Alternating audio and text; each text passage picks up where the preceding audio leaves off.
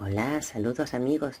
Existen innumerables historias que mencionan la desaparición misteriosa de niños a través de portales, algunos de los cuales regresaron muchos años después sin que el tiempo hubiera pasado por ellos. Este fue el caso de Thomas Johnson, quien desapareció en julio de 1912 a través de un portal situado en un lago de Nueva York, apareciendo 58 años después. En esa época, el lago Cranberry era el escenario de fenómenos paranormales o misteriosos, como es la formación de remolinos en sus aguas. De acuerdo a los testimonios de los lugareños, en la superficie del agua se formaban periódicamente vórtices que absorbía objetos y cuerpos, tanto de animales como de personas. Thomas Johnson tenía 10 años cuando se encontraba jugando con otros niños cerca de ese lago.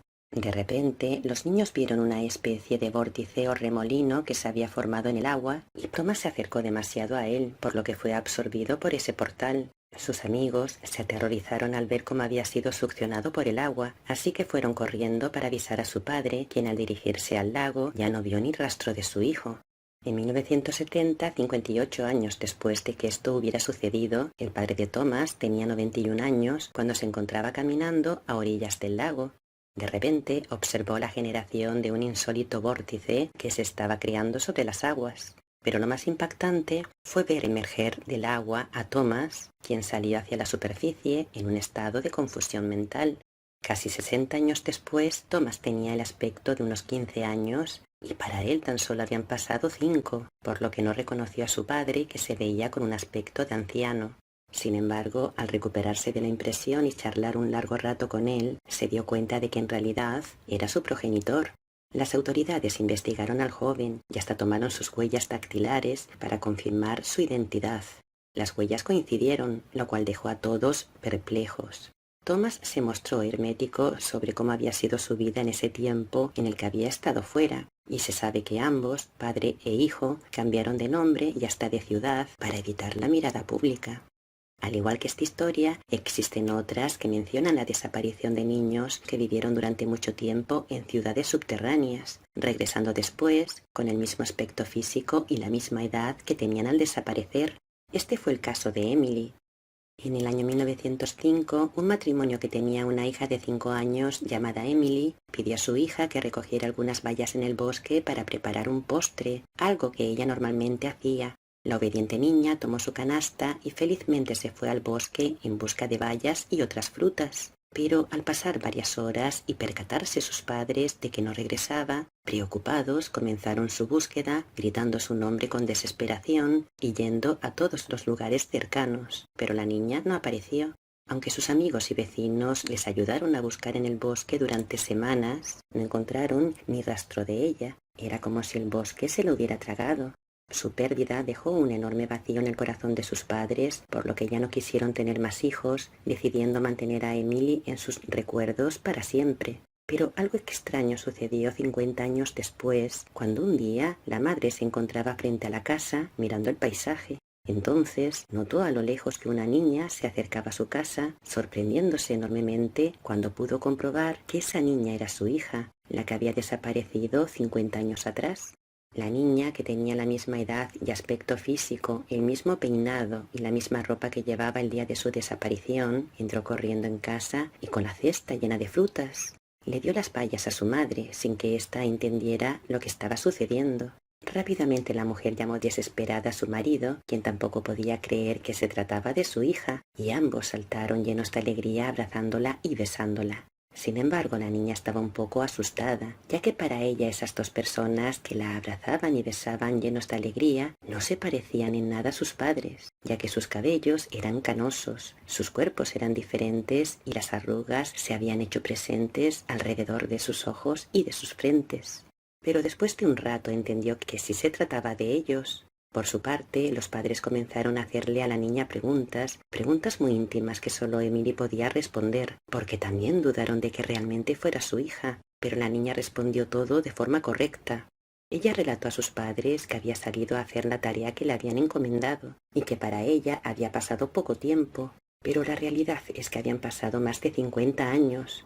Aunque algunos insinuaron que podría tratarse de una impostora, más allá de la apariencia física exacta a la de la niña desaparecida y la misma ropa, ella conocía detalles e intimidades de su familia que nadie más podía saber. Los padres notificaron a las autoridades la aparición de la niña, pero la policía no creyó su versión, por lo que pensaron que se trataba de un fraude. Los padres confirmaron que la niña era su hija, que era la misma niña que había desaparecido años atrás, y que no solo se veía igual, sino que ya conocía detalles de la familia que solo su hija podía conocer.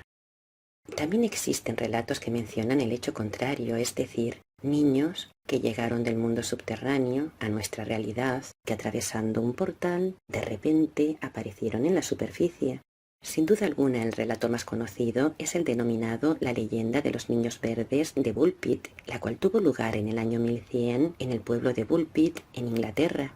La historia comenzó cuando unos aldeanos descubrieron a dos niños en un pozo lobo, unos agujeros que se hacían para que los lobos sucumbieran y no acabaran con el ganado. Lo extraño de estos niños es que tenían la piel de color verde, solo comían verduras verdes y hablaban en una lengua desconocida. Además vestían con ropas de un color y material que no se habían visto antes.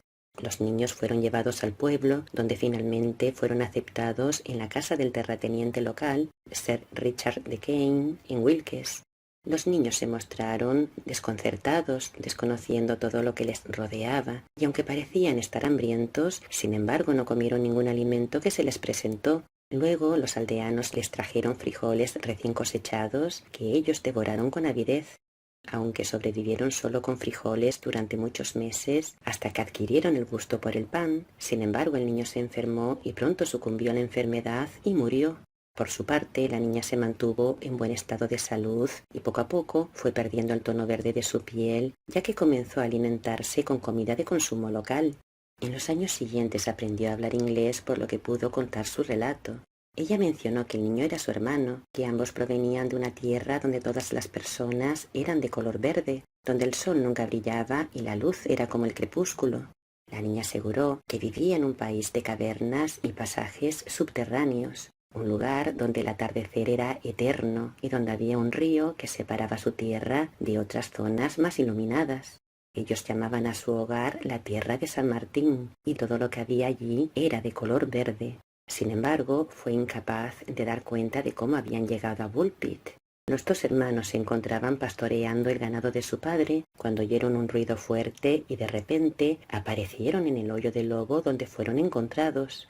La niña trabajó durante muchos años como sirvienta en la casa de Richard de Kane y finalmente se casó con un hombre de King's Lynn que vivía en el condado vecino de Norfolk. Tras su boda con el funcionario real de Enrique II, Richard Barr, con quien tuvo al menos un hijo, ella recibió el nombre de Agnes Barr. Esta historia que acabo de contar cobró importancia en la cultura popular del siglo XX cuando en el año 1935 se publicó el libro titulado Los niños verdes de Herbert Reed. En esta obra el autor menciona la existencia de una mujer con piel de color verde llamada Siloé, quien era uno de los dos niños verdes que habían llegado misteriosamente a su pueblo el día que él se fue 30 años atrás. La parte final del libro hace alusión a que el protagonista y Siloé desaparecieron un día bajo el agua cuando una gran burbuja se formó a su alrededor, transportándolos a una gran gruta. Desde allí procedieron a pie a través de una serie de cavernas contiguas. Siloé dijo que este era el país que ella y su hermano habían dejado atrás hacía 30 años.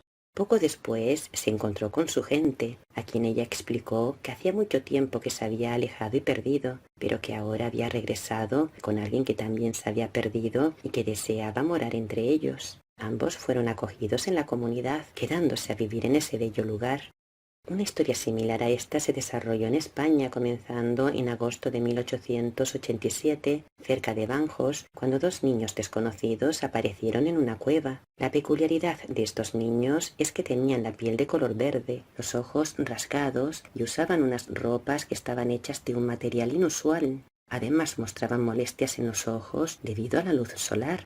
Los aldeanos los llevaron a casa del alcalde del pueblo, siendo luego confiados al juez local, que lo primero que hizo fue tratar de eliminarles el color verde, y esto hasta que se dio cuenta de que no se trataba de maquillaje, sino de la pigmentación de su piel.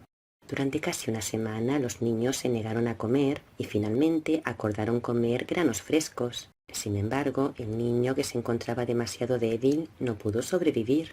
Aunque la niña sobrevivió, poco a poco su pigmentación verde fue desapareciendo.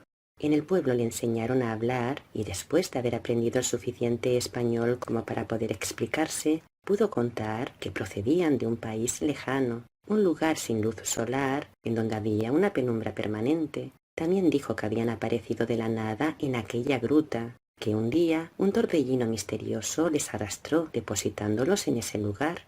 Sin duda, unos apasionantes relatos que demuestran una vez más que la realidad supera con creces a la ficción. Hasta pronto, amigos.